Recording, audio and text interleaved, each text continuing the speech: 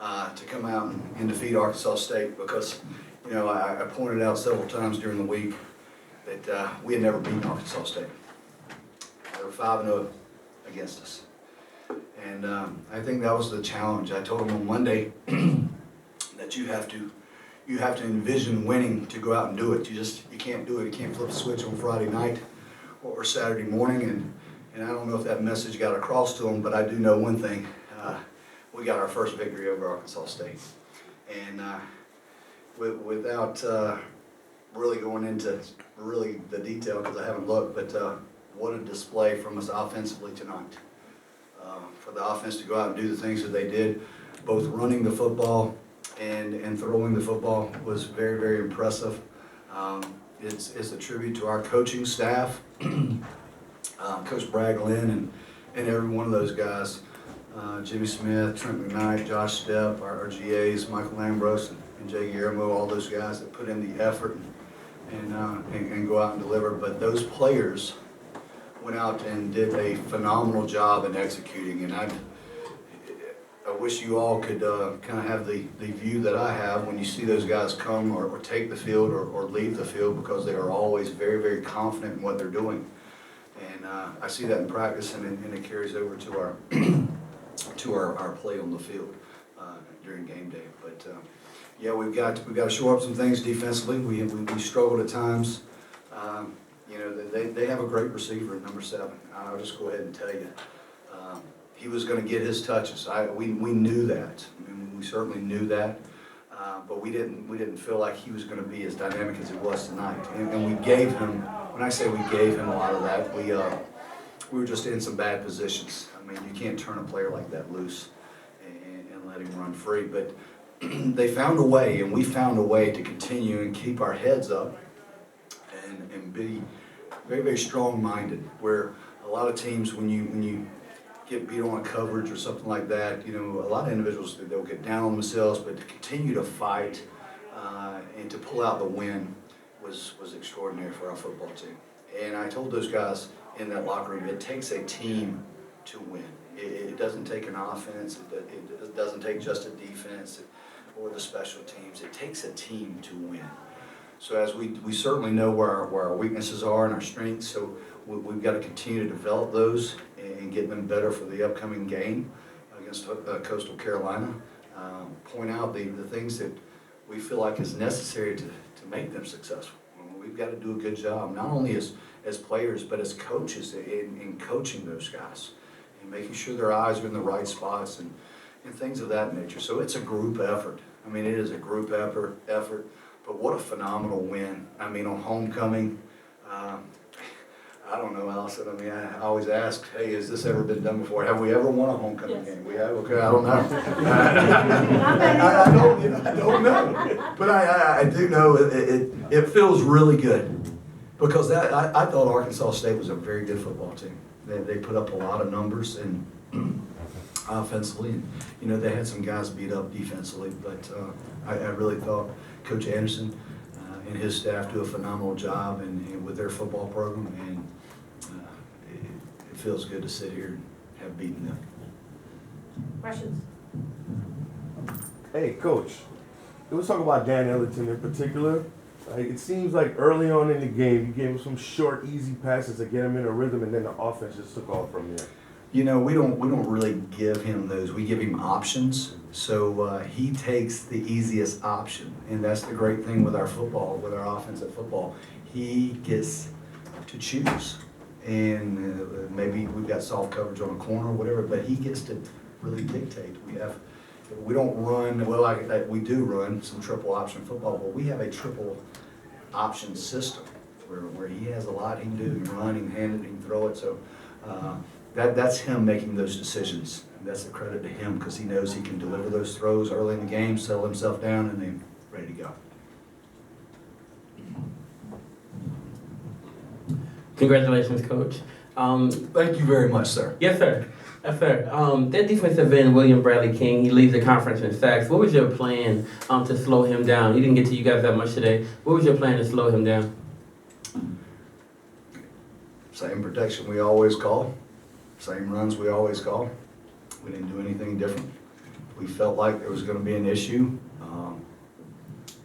You know, people have got to step up. We're not, but I would hate to think, I mean, he would have to be Dexter Manley or Lawrence Taylor out there to really have us to formulate our game plan to stop him. He's a phenomenal football player. And he was lining up right there over our right tackle, and you know, him being a redshirt freshman, we thought there would be some bumps, and there were some bumps, but we certainly didn't feel like we needed to alter our game plan for him. Thank you. Hey Coach, Brady Weiler, ThursdayNight.com. Yes, sir. There's a school record in yards for the offense today and no turnovers also against Furman. What do those two games tell you about the ceiling your offense has if they play mistake-free? You know, it's good to see because there's such balance in the offense. There really is. I mean, whether it's running the football or throwing the football, whatever it may be, the great balance is. Like I said, I see it every day in practice. These guys really come out and enjoy practice. I mean, they have, I guess they're having fun. Hunter? Yeah, they're having fun, Trey.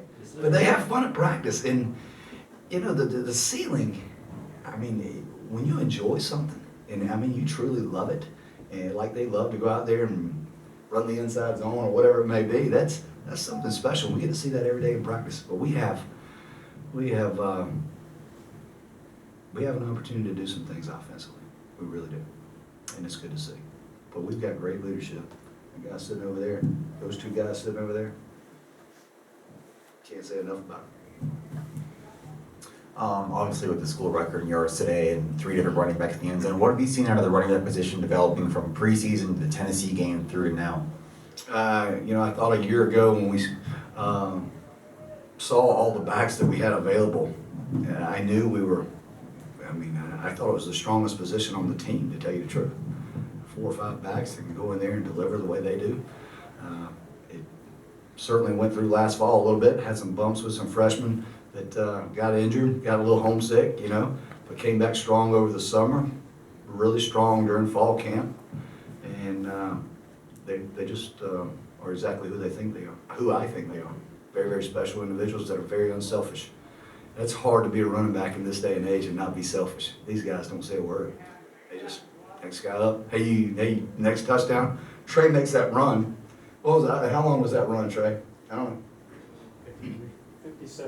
56? 56 yards. We took Trey out. They were like, we'll leave him in. I was like, no, get him out. You know, he's tired. We don't want to hand him the ball. He just ran 56 yards as fast as he could, and he should be a lot faster when he scored.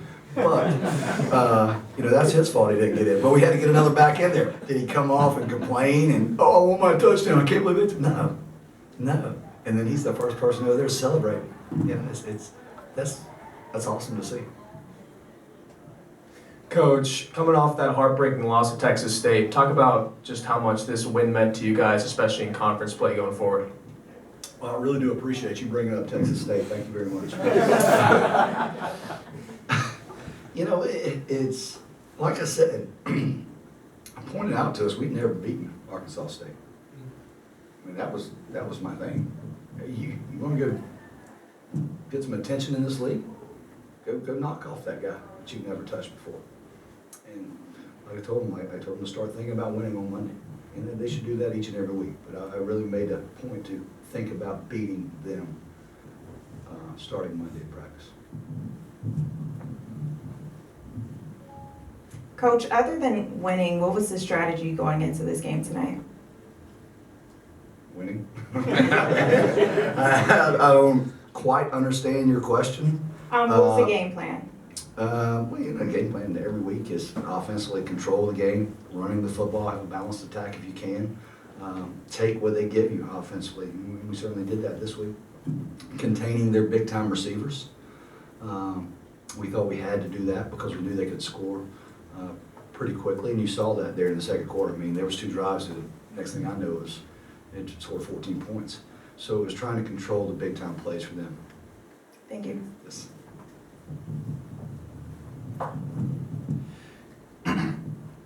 Coach, when it came to the coaching approach over the last 2 weeks, especially with a pretty fortuitous bye. What was the message to the players over these last couple days to keep the mental focus and come into this game and perform the way that we did?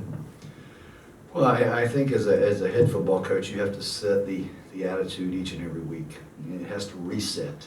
And you have to knock off whatever rust is on there from the last game or whatever, knock it off Monday morning, and you have to deliver the message of the week. And I think our focus was just to continue to push forward because there were so many positives that I think we all had seen from our football program.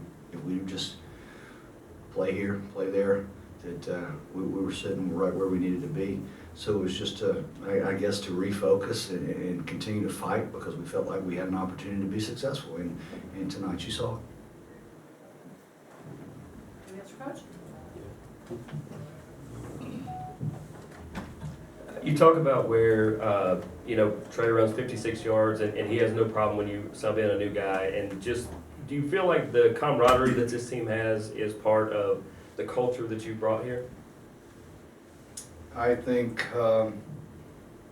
that's not a question for me to answer. It's certainly not. We've got 110 kids on our roster. You're welcome to ask any one of those guys, and they can give you the answer to that. I just, for myself, I am who I am. If they choose to fall in line, great, and they want to be on this football team and do it the right way, great. If they don't, we're gonna move on from them. But these guys are men, and they do things the right way, and that's attributed to them, not me.